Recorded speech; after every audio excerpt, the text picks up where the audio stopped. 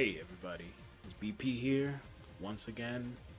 Um, just been seeing a lot of people struggling with Mega Plus difficulty on this game, so I thought, hey, might as well go ahead and see what were the top 10 best ones that I used during my playthrough, and go ahead and show them off to everyone so you can maybe make some sort of team around them, whatever it may be, maybe help you out to get the final achievement, which is beating the game on Mega Plus.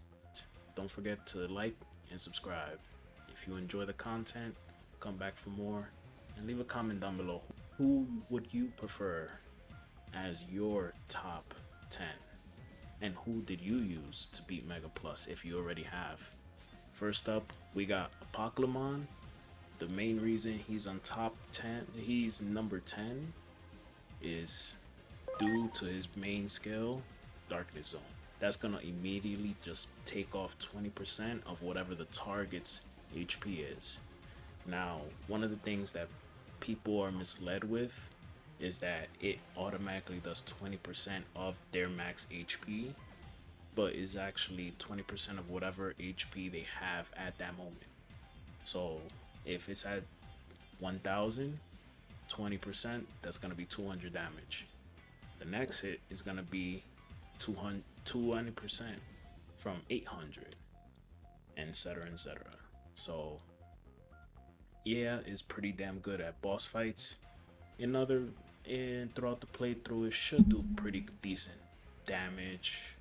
Be able to go ahead and maybe play as a support when you're not using it for the skill, because the fact that it has the unknown attribute, which means it's not weak against anything, so it could take plenty of hits. So for number 9, I'm putting two different ones just because they serve the same exact purpose. We got Ceresmon, and it's due to the skill having instant death. 10% instant death and it attacking all enemies. You're gonna run into a lot of enemies throughout the playthrough, and they're all gonna be pretty tough. Not only that, you also have Lucimon Satan mode, and it serves the exact same purpose, except it has a 15% chance for instant death, and all enemies get struck by it. So either one, maybe have both of them on your team for when you're clearing throughout dungeons, whatever it may be. They're great to just farm up all the mobs or go through all the mobs throughout the game in Mega Plus. Alright, for number 8, we got Ebamon. The main reason you have Ebamon here is it has a very unique ability, a very unique skill, where it can go ahead and just steal all the enemies' stat changes. Throughout the game, you're gonna be facing a lot of bosses that like to buff themselves or have support allies that buff them. All you do, hit this skill, and you take all those buffs for yourself, and then the Planet Destroyer skill, it gets buffed by the amount of stat boosts you do have on your character, on your Digimon. So I would place him a lot higher, but not every single enemy is gonna have stat boosting. But in Mega Plus, stat boosting is a big deal because you are automatically locked at 9,999 in all stats, and the only way to go above it is through stat boosts. That's why he makes the top 10. So for number 7, we got Marine Angemon. Marine Angemon's special skill, it heals all allies based on its spirit, and it removes status abnormalities and injury and disease.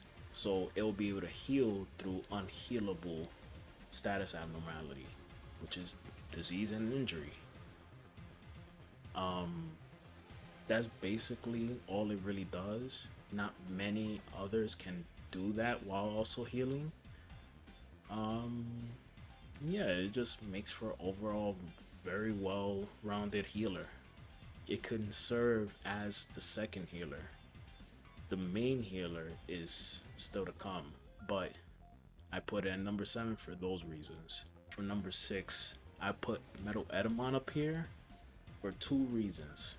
One, it's got a speed reduction skill, which is Banana Slip.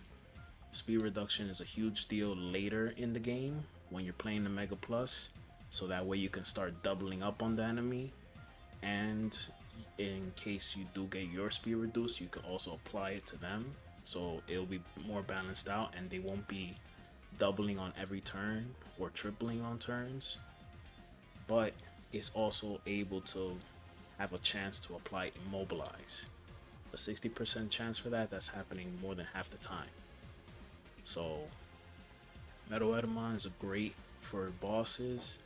Just immobilize them so they don't have that turn that's coming up, and then you also reduce their speed. So it balances everything out when you're at a disadvantage. For number 5, we got Aegiomon. I'm not a huge fan of him, but he has a lot of utility. It doesn't even matter if it's champion, because when you're doing Mega Plus, you should be having your stats either at 9,999 or close to it. But he has one of the only special skills where it applies a taunt to himself. And his special skill specifically also gives him 30% evasion.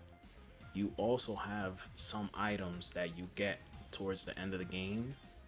If you're in Mega Plus the previous run, you should have had these special Olympus 12 items, attachments, that you could apply that would give extra evasion, making him the perfect dodge tank.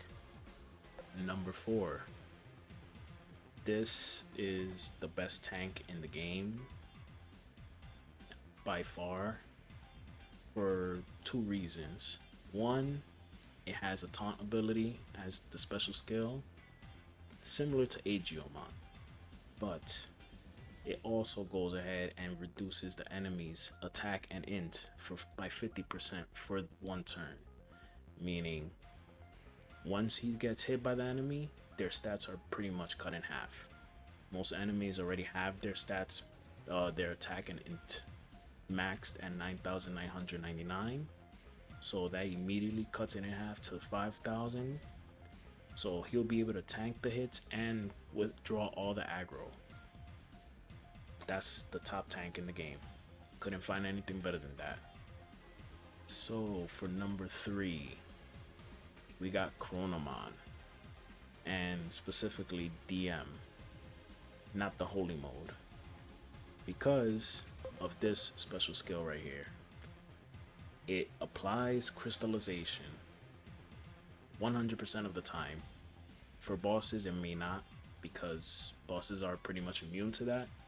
But it also has a 70% chance to reduce every stat that the enemy has by 20% minus their speed. Not only that, if the target is at full HP or more than half HP, as it says there, you increase the damage that you deal. So you're having an attack that's 80 power that also has increased damage, also applies crystallization if it's not a boss, also reduces all of their stats. It's just power and utility all in one. You can't go wrong with that. Not only that, but it has another skill that attacks all enemies for 85 damage and nullifies unfavorable capabilities. So if they're strong against fire, you can forget about that. This is gonna at least hit it for neutral. Makes a great Digimon to carry around. Now for number 2, this might be a controversial pick, but being that I've already played through Mega Plus and I've seen how the bosses can be and how many buffs they apply to themselves and how big of an impact buffs are in Mega Plus, since you are stack capped at 9,999, Table Flip just goes ahead and turns everything around. Instead of the boss or whichever Digimon is boosting their stats, you flip it on them, and that is applied to all enemies as well.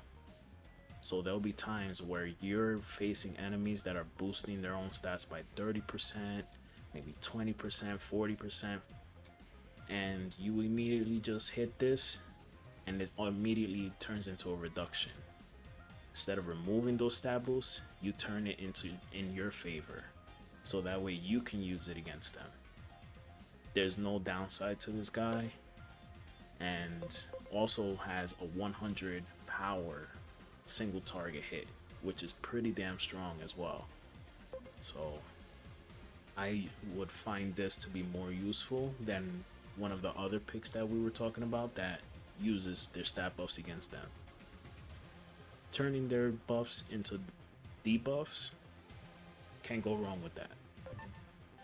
And number one, for many reasons, not just for looks, even though she is pretty much one of the top 3 waifus in the game,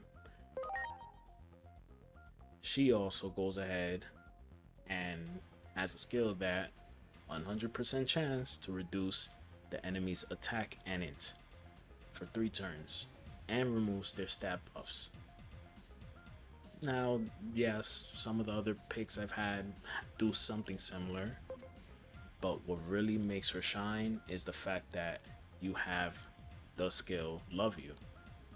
It is based on her spirit, which you should have maxed. And if you have your overheal skill, you basically are hitting 18,000 plus heals every single turn. And on top of that, you're never going to be debuffed since she'll remove it. And the enemies do like to go ahead and debuff you a lot. So for me, she has the most utility out of anybody, and that's what's the main thing that you need when you're going into Mega Plus.